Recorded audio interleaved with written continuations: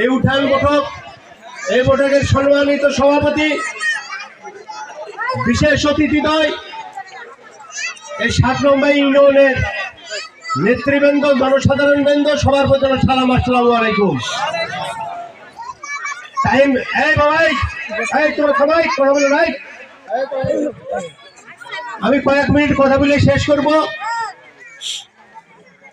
আপনারা আমার বাড়ির মানুষ, আপনারা একসময় সরঞ্জা ইউনিয়নের বাসিন্দা ছিলেন। আপনারা বর্তমানে চান্দুড়া ইউনিয়নের জনসাধারণ। ইউনিয়নটা কেটে আমরা 2 ভাগে ভাগ করেছিলাম। আজকে দেখেন ছোট ছোট গ্রাম নিয়ে ট্রেড ওয়ার্ড, এই ওয়ার্ডের আপনাদের নিজের মতো করে একটা মেম্বার বানাতে পারছেন। যারা জীবনে কোনো কল্পনা করে নাই যে আমি মেম্বার হব, আমি চেয়ারম্যান হব, আমি মহিলা মেম্বার হব, তারা কিন্তু বর্তমানে নিজের ইচ্ছা প্রকাশ করে মেম্বার চেয়ারম্যান হতে পারছে। কিন্তু সরঞ্জা ইউনিয়ন যদি বৃহত্তর থাকতো তাহলে হতে পারতো না। যাই হোক, ওই দিকে আমি যাব না।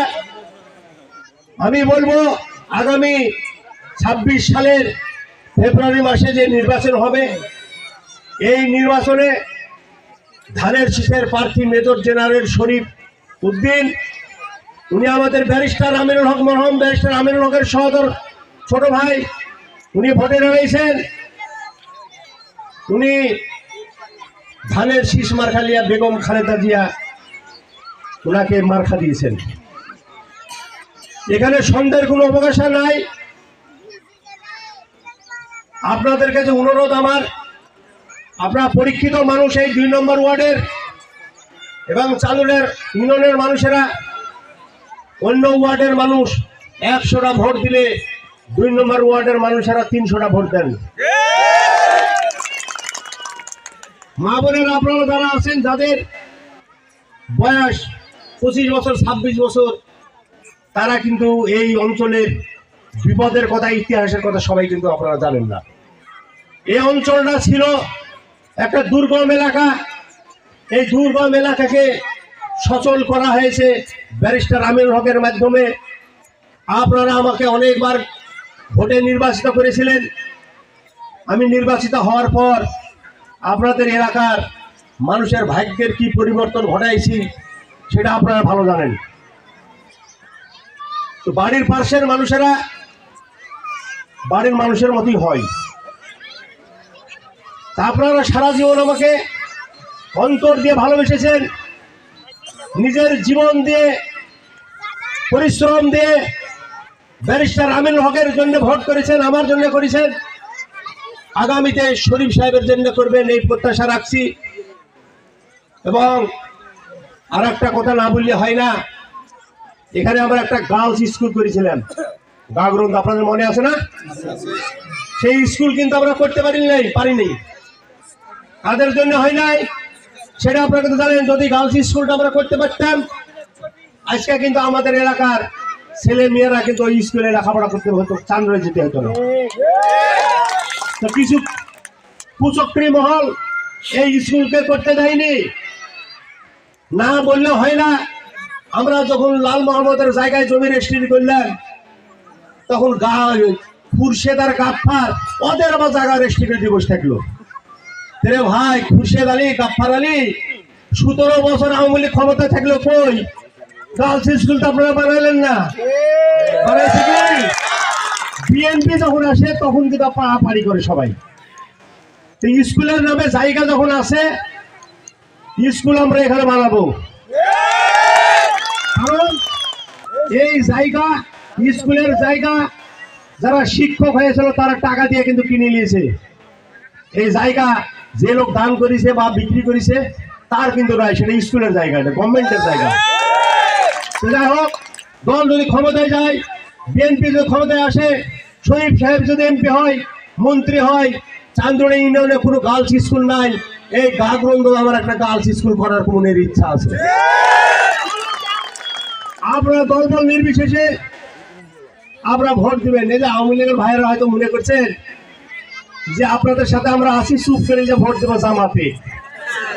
এরে ভাই, ভোট কেন্দ্রতে আমাদের মেয়েদেরকে টেনে ফেলে দিয়েছিলেন, ফেলেন নাই? আপনাদের লজ্জা শরম নাই? ছিলেন আওয়ামী লীগ, এখন বলছে রাজাকারের দলে যাবো। আপনাদের তো লজ্জা শরম নাই, আছে? এখন কিন্তু যে আদিবাসী আছে, হিন্দুরা ভাইরা আছে, তারা কিন্তু বুঝছে বাবা আমরা জামাতের মধ্যে আমরা ভোট দিব না।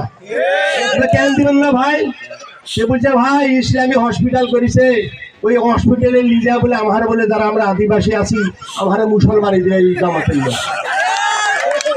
আর মেয়েদেরকে মাঠে কাজ করতে দিবে না, বোরখা পরা, বলবে যে বাড়িতে বসে থাক, মাঠে কোনো কাজ করা যাবে না।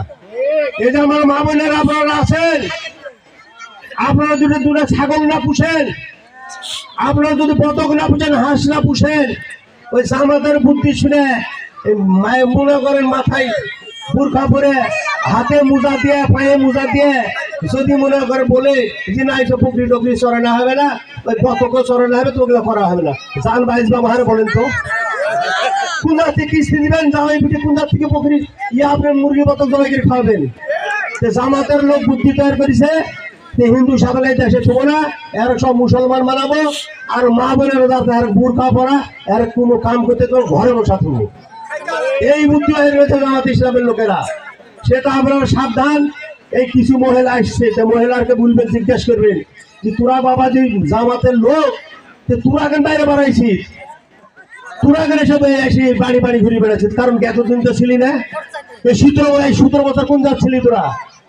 ওরা কিন্তু 17 বছর হারে কিন্তু কাহিনী ছিল না। যাই হোক, পক্ষে বিপক্ষে মানুষ থাকবে। মোজাম্মেল চেয়ারম্যান ভোটে দাঁড়াইছিল, মজিদ কষায় দাঁড়াইছিল, মজিবর দাঁড়াইছিল, এদের সাথে লড়াই করি কিন্তু আপনারা আমাকে চেয়ারম্যান করেছিলেন। তার ফলপ্রচিতি চলতে যায়, কিন্তু আপনারা ইউনিয়ন পরিষদ পেয়েছেন চান্দুড়া, পাননি। আপনারা ওখানে পোস্ট অফিস পেয়েছেন, আপনারা স্কুল কলেজ পেয়েছেন। আমরা যা বলি আমরা তাই করি। আমাদের নেতা বলেছেন যে আমাকে যদি এমপি বানাতে হয় আপনারা বানান, তাহলে আমি তানোর ভূতাগাড়িতে যারা যে মাদক দ্রব্য বিক্রি করে এবং খায়া লাফালাফি করে, বোধের ফুল অত্যাচার করে, এদের বিচার আগে হবে প্রথম নম্বর। 2 নম্বর হলো সন্ত্রাস।